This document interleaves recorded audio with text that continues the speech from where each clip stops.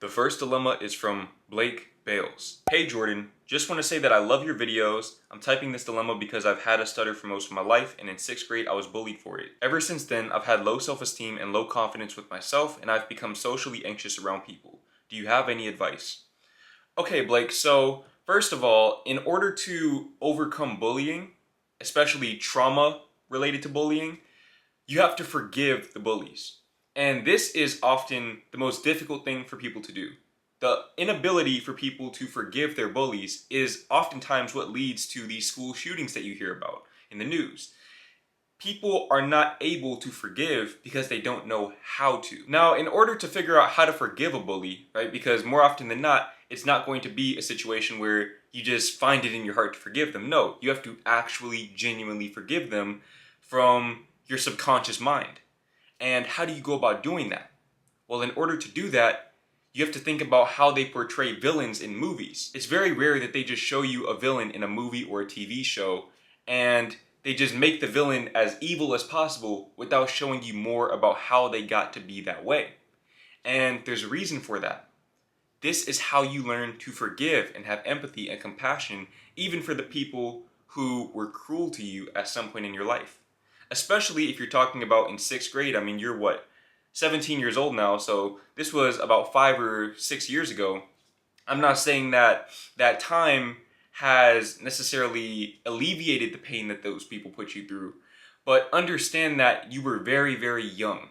You were very young at that time, and they were very young at that time. And the reason why they were bullying you, although I don't know their specific life situations, bullying will always come down to this one thing. They were insecure.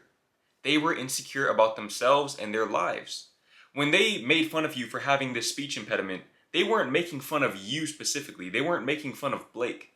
They were making fun of themselves. And what I mean by that is they're basically telling you that if they were in your situation, they would be insecure about it. This is all bullying is. When somebody bullies you for being poor, maybe you don't have the nice clothes, they're bullying you because they believe that they wouldn't be worthy of acceptance if they were in your position.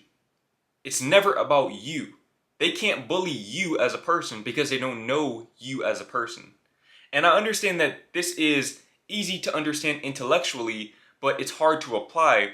But I would recommend that you really take the time to process that and think about the fact that you will never find somebody in this life, no matter what age you are or what situation you're in, you will never find somebody in this life who is at peace with themselves, who goes out of their way to put other people down. You'll never find that, ever. Doesn't matter if you're 11, 17, or 71. You will never find somebody who is at peace with themselves, who actively seeks to put other people down. And remember, nobody is actively seeking to put others down. They're only actively seeking to put themselves down if they were in that person's position. So all they're doing is projecting their own insecurities onto you, which has nothing to do with you if you don't allow it to. Now I understand that the damage has been done, but here's the analogy that I want to draw for you. Imagine that I pull up to your house, I knock on the door, you open the door, and I hand you a bag full of dog shit. Now, in that moment, you have a decision to make. You can either close the door on me, or you can accept the dog shit and bring it into your house. It seems like at this point in time, you've already accepted the dog shit and it's been sitting in your house for about 6 years now. And what I need you to do is I need you to take the dog shit and I need you to simply remove it from the house. Literally visualize this, except instead of dog shit, obviously it would be the trauma that these people left you with. It would be the insecurities that these people exacerbated by projecting their insecurities onto you. And on that topic, you need to understand as well that those things would not have bothered you, the things that those people said, had you not already been insecure. The only reason why it affected you is because you were already predisposed to their insecurities. You had the same insecurities that they had. That's why it struck a nerve with you and left you with so much trauma. I'm wearing a black shirt right now. If you came up to me and told me, Jordan, I hate that white shirt that you're wearing, it would have no effect on me. I would think that you're crazy. I would think that you need to be in some sort of mental institution because clearly I'm wearing a black shirt. So it has nothing to do with me. In the same way, if you decide that your stuttering is not actually an issue, then that gives you the psychological leverage to simply reject what other people think about you. Now, I'm not trying to breed narcissists on my channel, but what I am saying is that there's a fine line between being aware of other people's well-being and how you affect their well-being, and being aware of other people's opinions. Being aware of other people's opinions is really not relevant in most contexts in this life. But being aware of people's well-beings is. But that starts with being aware of your own well-being and understanding that, hey, these insecurities are largely conditioning based. I have this insecurity because somewhere along the way I've been led to believe that stuttering is an issue. I used to talk with a really heavy lisp, and I still kind of do. If you really pay attention, I still kind of do. I've gotten better about it, but I really used to have a bad lisp. And I remember that there were people who would occasionally make fun of me for it. It was never anything serious, but they would laugh. They would maybe make fun of the way that I said specific words, Mississippi, things like that. But I took that as, first of all, a challenge to say, well, I'm going to get rid of it. Right now, I was never really able to get rid of it in its entirety, but as you can tell, okay, I don't really have a very strong lisp anymore because, for one, I basically talk for a living at this point in time, and two, I was able to overcome that insecurity. I was able to overcome that insecurity by taking it as a challenge.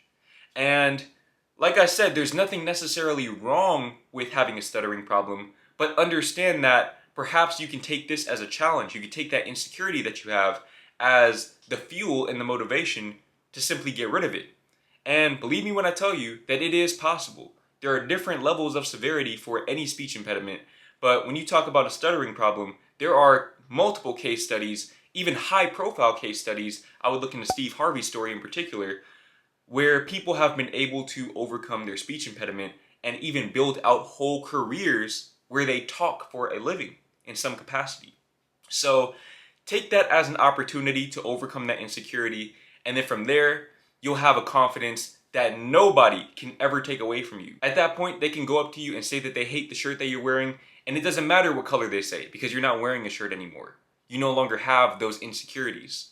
And if you understand this, and if you're willing to take this and leverage it to your benefit, then you can take this same exact principle for any and all insecurities that you may have and change your life completely. The next dilemma is from Nick Castillo. Hello, Jordan. My question for you is, how do I stop wasting my time playing video games? I usually spend around 5 hours a day gaming after school is over and nothing else. I've realized it's something I should stop, but it's so hard to quit. I've started going to the gym for the past 3 months, which has reduced the amount of time I spend on my phone, but I still always go back to playing video games during most of my free time. I really want to break this cycle for good and take control of my life. Well, Nick, however often you play video games, you said, what, 5 hours a day? I used to play more than you. Okay, there were days where I would literally not leave the house.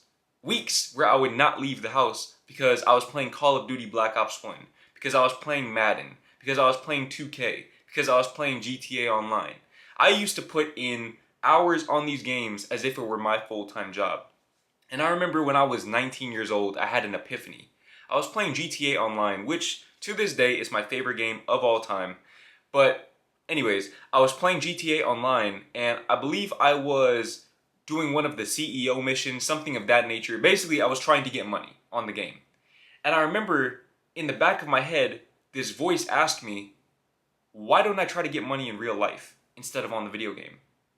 And from that day forward, I couldn't look at video games the same way. As a matter of fact, right after I got that thought, I turned the game off, I disconnected my PS4, and I sold it, I think, a week or two later. And if you're in a position where you've reached that epiphany, where you now understand that, wait a minute, I am the main character of my own life and I should be trying to level myself up, then I would recommend that you do the same. Just sell your video game console. If you sell it, then you have nothing to play. Now, at the same time, understand that if you have a passion for video games, then you should not be selling it. And this is something that I've talked extensively about in previous videos, but video games are not inherently bad. If that's your passion and if that's what you want to do for a living, then you should be spending that much time on the video games, if not more, because you should be honing your skills. But if you're going to spend that much time on the game and you want to do it for a living, at least create content about it. If you create content for it, you're not wasting your time. There are people out there who will make more in 1 month from playing video games than some of your parents will make in 5 years, combined salaries. There are people out there who make crazy bank playing video games. They're able to take care of themselves, their families, their extended families, all of that, just by playing video games at a high level. Some of them are competitive gamers, some of them are Twitch streamers, some of them are YouTubers. There are so many different types of people in the gaming community, in the gaming space, who are able to live their best lives by doing what they love. And if you love playing video games, and if you think that that's something that you would want to do for a living, then by all means go for it. Now, on the flip side of that, if you're like I was and you just used video games as a form of escapism, then yes, you need to get rid of the video games. If you're using video games as a coping mechanism to ignore your actual current situation in life, maybe you have bad grades or you're struggling with girls, finances, whatever it may be, and you're using video games as a means of getting away from that, then yeah, you need to get off the games. And like I said, the best way to ensure that you do that fully is to sell them. Sell all of your video games, sell the console, sell it. When you sell something, you no longer have access to it, therefore you can't use it. Or maybe if your friend has a video game console, whatever, or a gaming PC, then you have access to it on occasion, which might be good for you. It might be good for you to still play the games if you like playing them, but only do so on occasion. What I found is that I don't even like playing them on occasion at this point. I don't really think about playing video games anymore because I'm living life, right? I'm actually living my life. But for some people, video games are going to be a part of their life. And if you're one of those people, then you should be playing the game. But you should also be creating content about it.